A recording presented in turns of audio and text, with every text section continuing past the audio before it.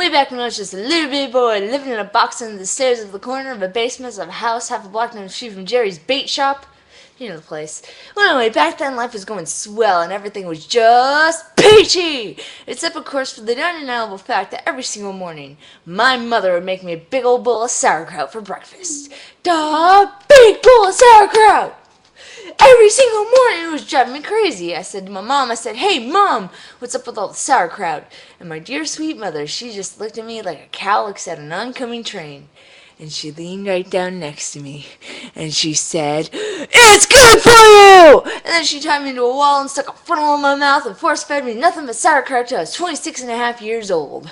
That's when I swore that someday I would get out of that basement and travel to a magical, faraway place where the sun is always shining and the air smells like warm root beer and the towers are oh so fluffy, where the shrouded lepers play their ukuleles all day long and everyone in the street will gladly shave your back for a nickel.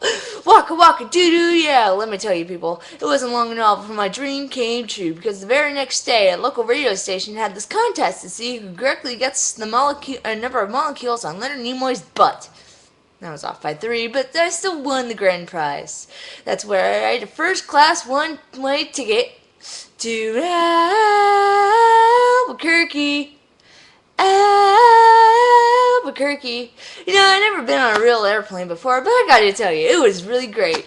Except that I had to sit between two large Albanian women with excruciatingly severe body odor. That little kid back to me kept throwing up the whole time. The flight attendants ran out of Dr. Pepper and salted peanuts, and the in-flight movie was Bye to Him with Pauly Shore. And oh yeah, 3 of the airplane's engines burned out, and we went to a tailspin and crashed into a hillside, and planes exploded in a giant fireball, and everybody died! Except for me. You know why?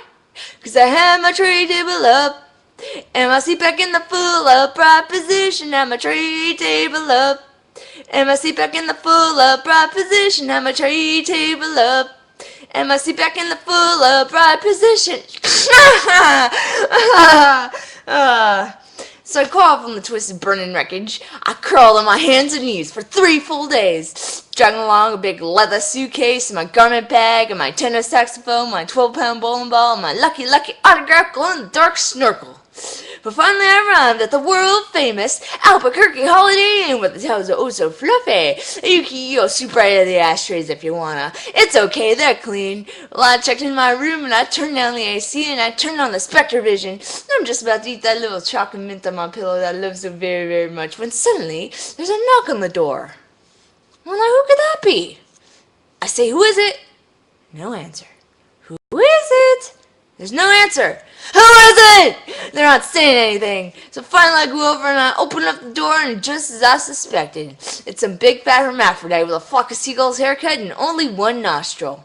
Oh man, I hate it when I'm right. So anyway, he bursts in my room and he grabs my lucky snorkel, and I'm like, "Hey, you can't have that. That snorkel's been just like a snorkel to me."